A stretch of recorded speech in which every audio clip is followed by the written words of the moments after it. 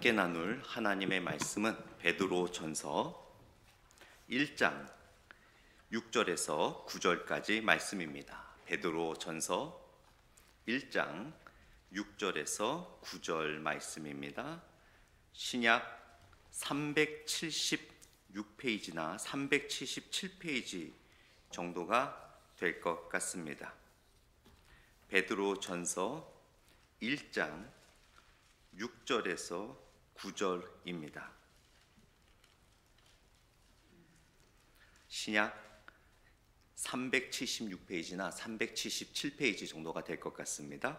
베드로전서 1장 6절에서 9절, 제가 6절 읽고 여러분들이 7절 읽으시면서 9절까지 교독하도록 하겠습니다. 제가 먼저 읽습니다. 그러므로 너희가 이제 여러 가지 시험으로 말미암아 잠깐 근심하게 되지 않을 수 없으나 오히려 크게 기뻐하는 도다.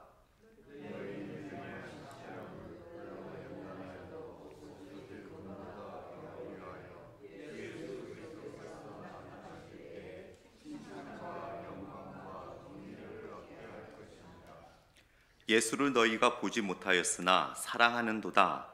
이제도 보지 못하나 믿고 말할 수 없는 영광스러운 즐거움으로 기뻐하니 믿음의 결국 곧 영혼의 구원을 받음이라. 아멘. 잠시 기도하겠습니다. 하나님 감사합니다. 이 시간 하나님께서 말씀해 주시는 시간입니다. 우리의 영안을 열어 주님을 보게 하시고, 우리의 영의 귀를 열어 주의 음성을 듣게 하시고, 우리의 영의 마음을 열어 주의 뜻을 받아들이게 하여 주옵소서. 이 시간에 나온 우리 성도들 수요 예배를 하나의 종교적 의식으로 드리지 않게 하시고, 살아계신 하나님과 인격적 교제와 만남의 시간을 갖는 이 시간 되게 하여 주옵소서. 감사드리며 예수님 이름으로 기도드렸습니다. 아멘. 베드로전서 세 번째 강의 시간으로 함께 말씀을 나눕니다. 오늘 말씀은 특별히 베드로 사도가 고난에 대해서 이야기를 하고 있어요. 왜냐하면 이 고난은 이 세상에 숨을 쉬고 살아가는 사람은 누구나가 다 고난을 가지고 살아갑니다. 그런데 그 고난은 차이는 있습니다. 육체적인 고난, 가족의 고난, 또 자녀들에 대한 고난, 내 자신의 미래에 대한 고난, 여러 가지 고통과 어려움이 있습니다. 그러나 아무리 돈이 많아도, 아무리 출세하고, 아무리 권력이 있고, 아무리 건강하고, 겉으로 보기에는 모든 것이 완벽해 보인다 할지라도 이 세상에는 작은 고난조차 없는 사람은 단 한 사람도 없습니다. 그러나 하나님을 믿지 않는 사람들이 갖고 있는 고난과 하나님을 믿는 사람들이 당하는 고난은 큰 차이가 있음을 오늘 베드로전서를 통해 우리는 알 수 있어요. 그래서 오늘 본문을 통해 고난에 대해서, 고난이 우리들에게 어떤 의미이며 왜 우리가 그 고난을 이길 수밖에 없는지, 왜 우리에게 그런 고난이 있는지 함께 같이 오늘 본문을 통해서 나누기를 원합니다. 첫 번째로 오늘 본문을 속에서 우리가 기억해야 될 것은, 고난은 참 믿고 싶지 않지만, 믿고 싶은 이야기는 아니지만, 예수님을 믿는 모든 성도에게는 고난은 선택이 아니요, 우연이 아니요, 필수라는 사실입니다. 고난이 예수님을 믿는 사람들에게 피해갈 수 있는 길이 아니라 반드시 예수님 믿는 사람이라면 겪을 수밖에 없는 것이 고난이라고 아쉽지만 성경은 우리들에게 가르쳐주고 있습니다. 오늘 본문 6절 말씀을 한번 잠시 보겠습니다. 그러므로 너희가 이제 여러 가지 시험으로 말미암아 잠깐 근심하게 되지 않을 수 없으나, 요 단어가요 조금 번역이 애매모호합니다. 애매모호하는데 헬라어 원어의 의미는 이런 거예요. 그러므로 너희가 이제 여러 가지 시험으로 말미암아 잠깐 근심하게 되는 것이 필요하나입니다. 필요하다는 거예요. 베드로가 이 당시에 이 편지를 읽는 초대교회 성도들에게 고난은 선택이 아니고, 고난은 어떤 사람에게만 오는 우연한 것이 아니고, 고난은 예수님 믿는 누구에게나 오는 필요한 거라고 이야기를 하는 거예요. 자, 왜 베드로는 이렇게 고난에 대해서 심각하게 이야기를 할까요? 이 베드로전서는 내용을 보면 고난에 대한 이야기를 굉장히 많이 합니다. 왜 그러냐면요, 이 베드로전서가 쓰여진 시기가, 베드로가 이 편지를 쓸 때가 AD 60년, 예수님이 태어난 이후 60년부터 64년 사이였어요. 정확하게 언제인지는 어느 학자도 정확한 연도를 뽑지는 못하지만 60년대에서 64년 사이였습니다. 우리가 지금 2024년을 살고 있지 않습니까? 그러니까 60년에서 64년 사이에 베드로가 이 편지를 썼어요.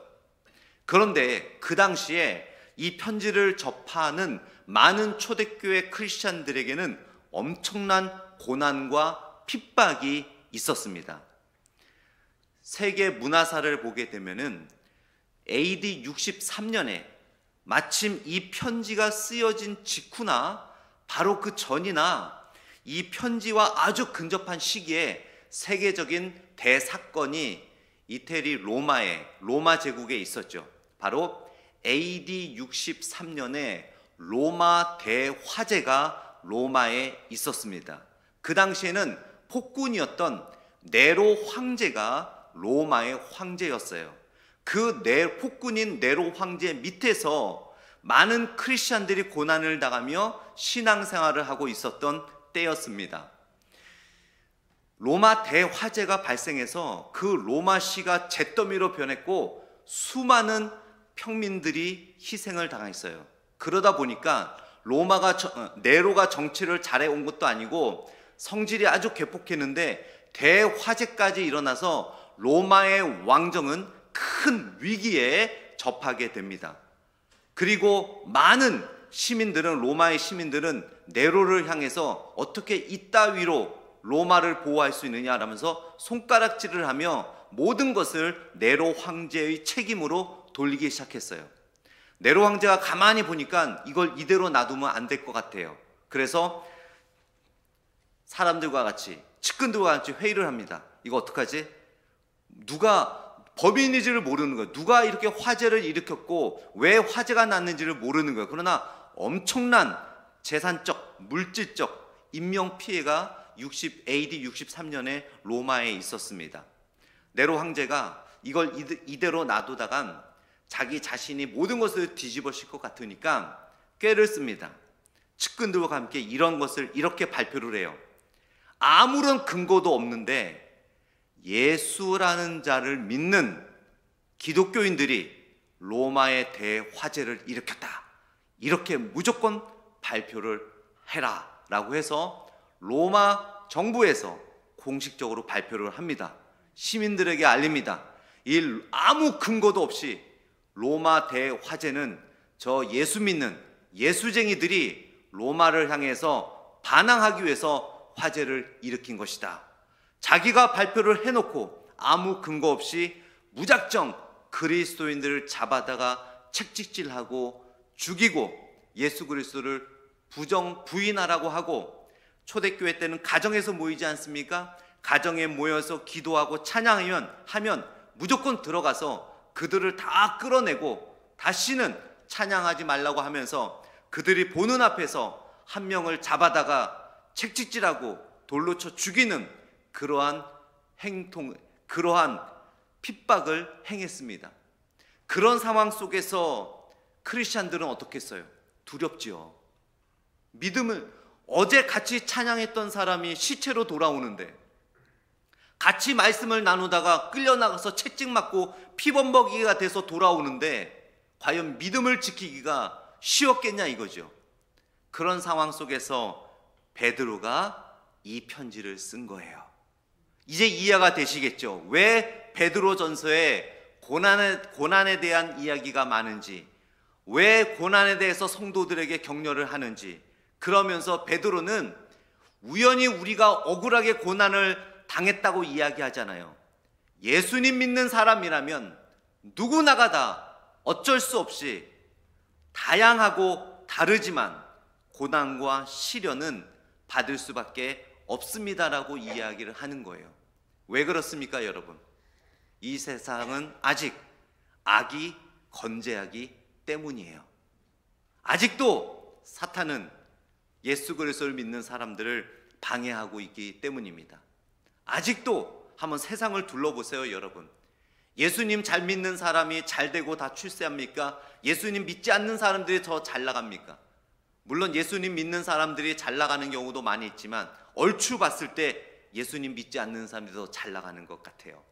그런 상황 속에서 우리는 인내하고 견디고 참고 나가야 되는 그런 상황 속에서 우리는 살아가고 있습니다. 어쩌면 여러분, 저도 그렇고 많은 신학자들이 그렇게 이야기를 해요. 비록 지금은 예수님을 믿는다고 이 초대교회 이 때처럼 예수님을 믿고 교회 출석한다고 책찍집 맞고 감옥에 잡혀가진 않지만 이 당시보다 내적으로 보이지 않게 현대 크리스찬들도 외적으로 고통당했던 초대교회 성도들 이상으로 내적으로 갈등과 어려움과 고통을 당하고 고난을 당하고 살고 있다라고 봅니다. 왜냐하면 여러분, 비록 우리가 외적으로 고난 당하지 않지만 교회 바깥에 나가보세요. 온갖 사탄의 유혹들 뿐입니다.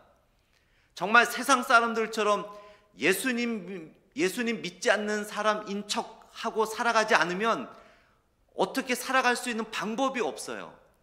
정말 예수님으로서, 예수님을 믿는 사람으로서, 예수님의 제자로서 살아가기가 이때만큼 어렵습니다. 오히려 어떤 분들은 그런 이야기예요. 아예 육체적인 고난과 고통이 더 나을 것 같다. 현대 크리스찬들에게는 보이지 않는 영적인 고난이 엄청납니다, 여러분. 그 스트레스, 세상 사람들이야 스트레스 받으면 세상적인 방법으로 다 풀지만 성경은 우리들에게 어떻게 가르칩니까? 한쪽 뺨을 맞으면 한쪽 뺨도 내놓으라고 하고, 겉옷을 날라면 속옷까지 주라고 하고, 이거는 진짜 너무 힘든 신앙을 지키는 삶이어야 하잖아요. 그렇게 우리는 살아가고 있어요. 사실은 초대교회 성도들은 외적으로 고난과 고통을 당했지만 현대 크리스천들은 보이지 않는 내적인 고난과 고통을 매일매일 견디며 살아가는 삶이 바로 여러분들의 삶입니다. 따라서 오늘의 이 말씀은 초대교회 때 폭군 네로로부터 고난당했던 이 초대교회 성도들에게만 주시는 말씀이 아니라 현대 오늘 하루도 여기 오기 전까지 예수님의 제자로서 말씀을 지키기 위해 살아왔던 여러분들에게 주시는 말씀이에요. 고난은요, 여러분, 예수님 믿는 사람들에게는 필수입니다. 가끔씩 오는 게 아니라 무조건 우리들에게 오는 필수라고 성경은 이야기해요. 제가 클리브랜드에 살다 왔는데요. 클리브랜드 쪽에는 오데오가 있습니다. 미국의 오데오, 캐나다까지 겹쳐있는 그 오데오호가 클리브랜드가 그 이어리라는 그 큰 호수에 붙어 있는데요. 이 이어리 호수를 따라서 계속 그냥 둥둥둥둥 떠내려가면 어디 가는지 아세요? 나야가라 폭포까지 갑니다. 그냥 그 물결 따라 편안하게 유유자적 보트 하나 타고 물 흘러가는 대로 그냥 편안하게 햇빛 쬐이고 나몰라라 하고 편안하게 가다 보면 결국 어디로 가냐면요, 폭포로 떨어져요. 폭포로 떨어지면 살아남기 어렵죠. 지금 세상의 흐름은 폭포로 떨어지는 물줄기와 같아요. 그러나 우리 크리스천들은 그 물줄기를 거슬러 올라가는 연어와 같은 삶을 사는 거예요. 힘들어요. 그러나 우리가 세상의 흐름에 그냥 유유자적 우리의 삶을 맡겨버리면 편한 것 같죠? 좋은 것 같죠? 결국 죄악으로 사탄의 속임수에 떨어질 수밖에 없는 거예요. 그것 자체가 고난인 거예요. 교회 바깥에 나가면 얼마나 성경과 다른 이론과 사회적 또 심리학적 철학적 논리들이 얼마나 많습니까? 유튜브 한번 보면은 그 얼마나 많은 내용들이 우리들에게 다가오고 있습니까? 그것들을 성경과 비교하며 성경과 옳지 않은 것들은 세상 사람들은 거기에 몸을 맡기며 살아간다 하더라도 우리는 그거를 거슬러 가야 되거든요. 많은 사람들이 예스할 때 우리 크리스찬들은 노해야 되거든요. 아무리 10사람이 예스하더라도 그것이 말씀에 어긋나면 우리는 노함으로 물살을 거슬러 올라가야 되거든요. 어떤 그 아프리카의 그 원주민들은요, 그 냇가를 건널 때 돌을 하나씩 몸에 품고 건넌다고 합니다. 그런데 어떤 한 사람이 그들을 조사를 했는데 냇가를 건너면은 조금 또 가벼운 돌을 갖고 건너면 되잖아요. 근데 다들 머리보다 더 큰 돌들을 안고 건너간대요.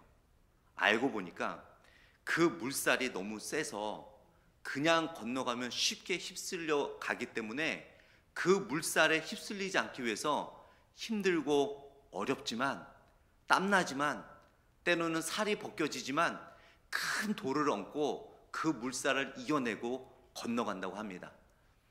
우리 크리스찬들에게 고난은요, 여러분, 예수님을 믿지 않는 자들에게 고난은 고난으로 끝나요. 그러나 성도들이 예수님을 믿는 자들이 겪는 고난은 바로 그 물살을 이겨내게 하는 그 바위 덩어리와 같습니다. 그거를 지고 건널 때는 힘들어요. 아예 버리고 가고 싶을 때도 많아요. 그러나 그걸 버리고 가는 순간 우리는 세상의 물줄기에 쓸어 밀려가 결국 폭포 아래로 떨어질 수밖에 없는 거예요. 그걸 모르는 사람들은 그걸 다 내려놓고 가죠. 그러나 우리 크리스천들은 이 세상의 흐름에, 하나님 말씀에 어긋나는 흐름을 이겨내기 위해서 우리는 고난이라는 든든한 바위를 갖고 가야 되는 거예요. 그것이 바로 우리들에게는 필수라고 성경은 이야기하고 있습니다. 이스라엘 백성들이 가나안 땅에 거의 다 왔어요. 그런데 정탐꾼이 가잖아요. 정탐꾼이 갔는데 가나안 들어가기 전에 여호수아와 갈렙 두 사람 외에는 나머지 10명의 정탐꾼들은 뭐라 그랬어요? 가나안 사람들을 보니까 등치도 크고 무장도 잘 돼 있고 우리는 가면은 그들과 비교하면 메뚜기 같은 존재밖에 되지 못해.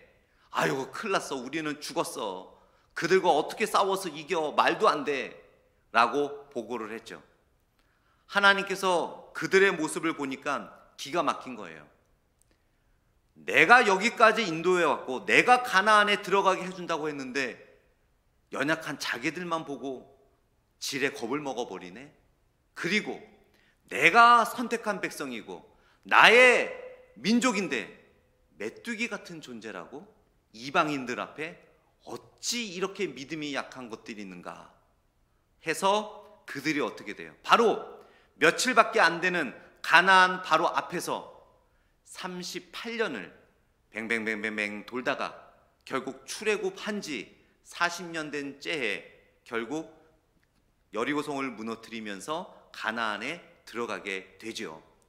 하나님이 이렇게 보니까 가나안은요, 여러분, 이 이스라엘 백성들은 거의 2년을 사막에서 생활을 하다가 이제 가나안 앞에 두고 38년을 바데스 가네아에서 38년을 지나게 되고 결국 총 40년이거든요. 2년 동안 그 전에 출애굽한 후 2년 동안 광야에서 살았던 그들이기 때문에 모습이 어떻겠어요? 막 완전히 거의 홈레스처럼 됐겠죠. 여러분, 애굽에서 노예 생활하다가 나온 사람들이 또 뭘 갖고 나왔겠어요? 광야에서 그렇게 2년을 생활했으니 화려한 문화와 세속적 문화와 세속적 쾌락과 즐거움이 가득 찬 가나안의 여인들을 이 이스라엘 민족들이 가서 본다면 타락할 수밖에 없겠죠. 또 가나안의 타락한 문화를 보게 되면 광야에서 홈레스처럼 지냈던 그들은 그들의 믿음을 지키기가 정말 어려웠을 거예요. 그거를 하나님은 다 아신 거예요. 그래서 안 되겠다. 38년 동안 훈련을 좀 받아라. 너희들이 이 상태로 가나안에 들어가면 너희들은 가나안의 우상 문화에 하루아침에 다 휩쓸려 버릴 거야. 이런 믿음으로는 너희는 도저히 못 들어가.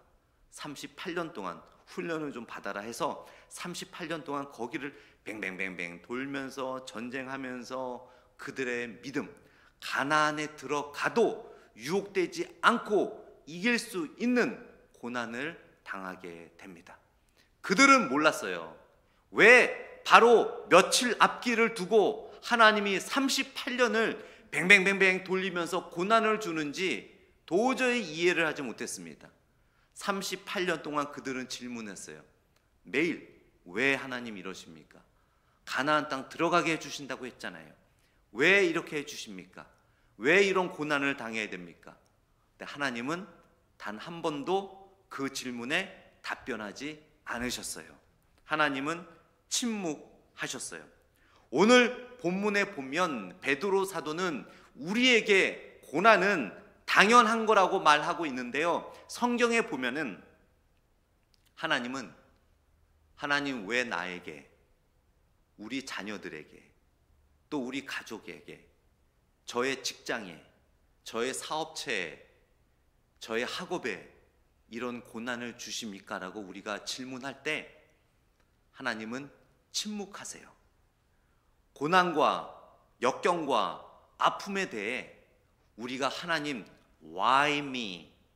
why라고 질문할 때 하나님은 성경에 의하면 그 질문에는 침묵하세요. 예수님께서 십자가에 돌아가시기 전에 마지막 기도하실 때 땀방울이 핏방울이 되도록 하나님한테 기도를 합니다. 하나님, 제가 진짜 십자가에 못 박혀 죽어야 합니까? 왜 꼭 그래야 합니까? 하나님, 다른 방법으로는 인류를 구원할 수 있는 방법은 없을까요? 꼭 그렇게 죽어야만 합니까? 왜냐하면 예수님은 십자가의 고통이 두려워서가 아니라 그 순간 하나님으로부터 잠시 떨어져야만 했던, 왜냐하면 우리의 인류의 죄를 지고 돌아가서 인류의 죄를 지고 죽으시는 거기 때문에 그 순간만큼은 하나님과 떨어져 계셔야만 했거든요. 예수님은 그게 가장 큰 고통이었어요. 예수님은 그게 가장 큰 슬픔이었어요. 그래서 땀방울이 핏방울이 되도록 기도했던 것은 하나님, why?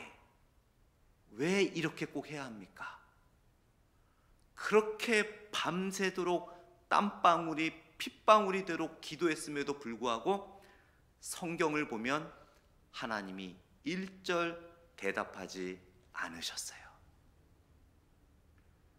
다른 성경의 인물들도 마찬가지예요. 많은 인물들이 구약 성경과 신약 성경을 보면 고난을 당해요.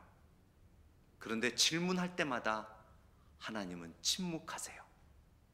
마찬가지예요. 하나님, 왜 우리 자녀에게 이런 질병을, 하나님, 저에게 왜 이런 아픔을, 하나님을 믿지 않는 자들은 저렇게 사업이 잘 되는데 왜 하나님을 믿고 신실한 나에게는 이런 어려움과 고통을, 왜 우리 부모님에게 이런 어려움을, 왜 나의 직장에, 나의 직장 생활에 이런 억울한 일을, why me God? 이런 질문에 하나님은 늘 침묵하세요. 그런데 성경을 보게 되면 하나님이 답변하실 때가 있어요. 그런데 답변하는 방법이 특이합니다. 말씀으로 답변하시는 게 아니라 우리가 하나님의 주신 고난의 때를 인내로써 믿음으로 감당한 이후에 삶의 경험을 통해 하나님은 그제서야 why라는 질문에 답변을 하세요. 그 겪는 순간에는 너무나 고통스럽고 힘들고, 하나님 왜 하필이면 우리 아이들에게, 왜 하필이면 내 아내에게, 내 남편에게, 하필이면 우리 부모님에게, 하필이면 가장 중요한 지금 이 사업 순간에, 하필이면 내가 진급하는 바로 이 직전에, 하필이면 내가 가장 돈이 필요한 순간에 Why God? 그 당시에는 우리는 몰라요. 그러나 베드로가 오늘 권면한 것처럼 믿음으로 그 순간을 겪고 난 이후에 삶의 결과를 통해서 하나님은 그제서야 우리들에게 알려주세요. 그 역경과 고난을 믿음으로 이겨낸 자는 마지막에 삶의 경험을 통해 그 답을 알아요. 그러나 중간에 포기하는 사람들은 영원히 그 답을 깨닫지 못하고 고난 뒤에 축복을 경험하지 못하고 고난은 고난대로 받고 대답은 대답대로 못 얻고 모든 것을 끝내는 경우가 많이 있습니다. 그래서 베드로 사도는 우리들에게 고난은 필수며 고난은 너무나 다양하게 오지만 주님은 우리들에게 왜 그런 고난을 주시는지에 대해서는 말씀하시지 않는다라고 이야기하고 있어요.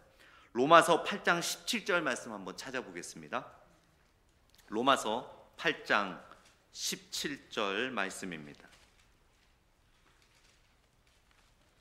사도 바울도 베드로와 같은 선포를 하고 있어요.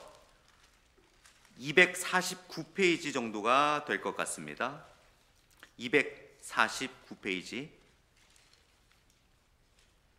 249페이지 로마서 8장 17절 같이 읽습니다. 시작. 자녀이면 또한 상속자 곧 하나님의 상속자요 그리스도와 함께 한 상속자니 우리가 그와 함께 영광을 받기 위하여 고난도 함께 받아야 할 것이니라. 그리스도가 얻는 영광을 위해서 우리 그리스도인들은 당연히 고난을 받아야 된다라고 사도 바울도 그렇게 이야기를 합니다. 그렇다면 오늘 다시 베드로 전서로 돌아가서요, 우리가 고난을 당할 때 우리 기독교인들의 삶의 자세는, 우리의 영적 마음의 태도는 어떠해야 합니까? 6절 후반부에 보게 되면 잠깐 근심하게 되지 않을 수 없으나 오히려 크게 기뻐하는도다라고 이야기하고 있어요. 크게 기뻐해야 된다라고 이야기합니다. 왜 그러냐면요, 그 대답이 7절에 나와요. 7절 말씀 같이 읽어봅니다. 시작. 너희 믿음의 확실함은 불로 연단하여도 없어질 금보다 더 귀하여 예수 그리스도께서 나타나실 때에 칭찬과 영광과 존귀를 얻게 할 것이니라.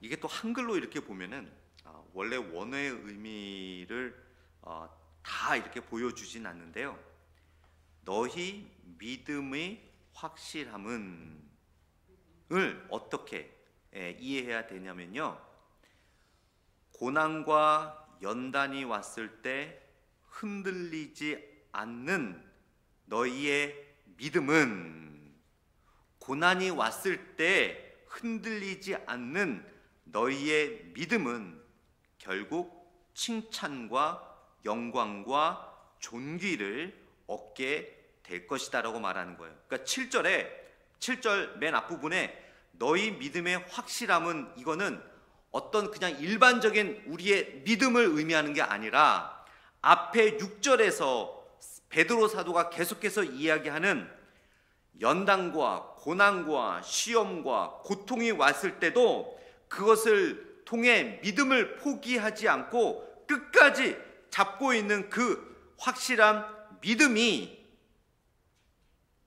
하나님의 때에 여러분에게 칭찬과 영광과 존귀를 얻게 하기 때문에 우리 기독교인들은, 크리스찬들은 어떤 고난도 어떤 역경 속에서도 기뻐할 수 있다라고 이야기를 하는 거예요. 그러니까 우리의 단순한 예수님 믿습니다 이런 믿음이 아니라 고난과 역경이 왔을 때 흔들리지 않고 굳건히 믿음을 잡고 절망하지 않고 낙심하지 않고 믿음을 버리지 않고 살아가는 자들은 하나님의 때에 예수님이 얻은 칭찬과 영광과 존귀를 얻게 하기 때문이라고 고난이 와도 기뻐할 수 있다라고 이야기하는 거예요. 즉 고난이 오는 사람이 기뻐하는 이유는 고난이 없는 사람은 누리지 못하는 영광과 존귀함을 얻을 수 있다라고 이야기하는 거예요. 예수님하고 제자들이 이제 사역을 하며 가는데 저기 이렇게 제자들이 보니까 태어날 때부터 병자인 사람이 있는 거예요. 그 당시에는 여러분 지금처럼 어떤 복지가 월페어가 잘 되어 있지 않기 때문에 태어날 때부터 몸이 아프면 여러분 그 당시에는 저주받은 아이라고 해서 자기 자식들도 다 버렸어요. 지금은 상상하기 어렵죠. 다 버렸어요. 왜냐하면 태어날 때부터 뭔가 문제 있다 싶으면 저주받은 사람이라고 다 버렸어요. 어떻게 그랬는지 몰라요. 그래서 그런 사람들은 정말로 홈레스처럼 가족이 있음에도 불구하고 버림을 받았기 때문에 홈레스처럼 살 수밖에 없었던 거예요. 그리고 가족처럼 잘 살다가 갑자기 나병이 되거나 어떤 병이 걸리잖아요. 그럼 또 가족으로 또 버림을 당하는 거예요. 저주받은 사람이라고. 초대교회 시대 때 예수님이 사역하던 때에는 그랬어요. 유대교 문화 속에서. 그렇게 보니까 예수님의 제자들도 안타깝죠. 멀쩡한 사람 같은데 병에 걸려고 버림을 받아가고 저렇게 어렸을 때부터 홈레스로 살아가는 사람들을 보며 예수님께 묻죠. 주님, 도대체 저 사람이 저렇게 병든 거는 부모의 죄 때문입니까? 저 사람의 죄 때문입니까? 왜냐하면 그때 개념이요, 죄 때문에 저주받은 것이라고 병든 사람들은 죄로 인한 저주라고 다 생각을 했거든요. 예수님의 제자들조차도. 그랬더니 예수님이 고난에 대한 개념을 완전히 바꿔주셨죠. 부모의 죄도 아니고 그 사람의 죄도 아니고 하나님께서 저 사람을 쓰시고 하나님께서 저 사람을 통해 역사하시고 하나님의 뜻을 드러내기 위함이다. 여러분,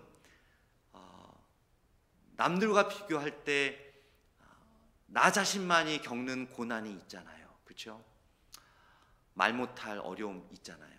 또 교인들이라도 모르면 좋을 것 같은 그런 고난, 여러분의 죄 때문이 아닙니다.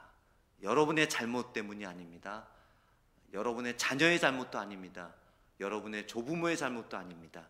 하나님께서 하나님을 사랑하는 여러분들과 여러분의 가족과 여러분의 비즈니스와 여러분들의 그런 역경을 통해서 하나님의 때에 하나님의 존귀와 영광을 드러내기 위한 하나님의 방법임을 기억하시고, 그러한 역경 뒤에 있을 베드로 사도가 약속한 예수 그리스도가 누리는 존귀와 영광을 바라보며 인간의 마음으로는 기뻐할 수 없지만 하나님의 성령의 힘으로 우리가 기쁨으로 역경과 어려움을 이겨내시는 여러분이 되기를 간절히 축복합니다. 로마서 8장 18절 말씀을 보게 되면은요, 다시 아까 로마서를 한번 다시 펴보겠습니다. 로마서 8장 18절 말씀입니다. 그래서 사도 바울도 베드로 사도와 같이 이렇게 선포합니다. 로마서 8장 18절, 신약 249페이지, 로마서 8장 18절 한 목소리로 합독하도록 하겠습니다. 생각하건대 현재의 고난은 장차 우리에게 나타날 영광과 비교할 수 없도다. 그래서 우리 크리스천들은 웃을 수 있는 거예요. 눈물을 훔치고 다시 일어설 수 있는 거예요. 다시 고개 들 수 있고 다시 시작할 수 있어요. 왜냐하면 바로 우리가 당하는 고난은 장차 우리에게 존귀와 영광의 문이기 때문입니다. 기억하십시오. 우리가 당하는 고난과 고통과 어려움은 장차 우리에게 주어질 존귀와 영광의 엔트랜스, 문이라는 사실을 기억하시기 바랍니다. 그걸 기억하면서 현재의 고난이나 앞으로 어떤 고난이 오더라도 이 고난과 역경 하나님께서 존귀와 영광을 나에게 주실 시작 부분이구나. 우리들에게는 고난과 역경은 끝이 아닙니다. 존귀와 영광의 시작입니다. 기도하겠습니다. 하나님 아버지 감사합니다. 초대교회 성도들처럼 우리가 예수님 믿는다고 외적으로 핍박은 당하지 않지만 보이지 않는 핍박과 보이지 않는 고난을 당하는 것이 우리들의 신앙의 삶입니다. 그러나 아버지 하나님, 우리가 당하는 고통과 고난, 그것이 끝이 아니라 하나님께서 우리에게 부어주실 존귀와 영광의 시작점이라는 것을 오늘 말씀을 통하여 가르쳐 주심에 감사합니다. 많은 사람들이 고난과 역경이 왔을 때 삶을 포기하고 모든 것을 포기하는 이유가 그것이 끝이라고 생각하기 때문입니다. 그러나 성경은 우리들에게 분명하게 선포합니다. 예수님을 믿는 자들이 겪는 고난과 고통과 어려움은 존귀와 영광의 시작이라는 것을, 그러기에 감사하며, 그러기에 인내하며, 그러기에 기뻐하며 우리는 제자의 삶을 살 수 있습니다. 아버지 하나님, 우리들의 삶을 인도하여 주옵소서. 시애틀 평강장로교회 성도들 가운데 당하는 정말 하나님만이 아시는 여러 가지 고난과 어려움이 있다면 이제부터 그것이 끝이 아니라 나의 존귀와 영광의 시작이라는 것을 기억하고 할렐루야 찬양하며 주 예수와 동행하니 그 어디나 하늘나라라는 찬양을 하며 기쁨으로 이어나가는 성도들 되므로 하나님의 때에 예수 그리스도가 누리셨던 존귀와 영광과 축복을 누리는 성도들 되게 하여 주옵소서. 감사드리며 예수님 이름으로 기도드렸습니다. 아멘.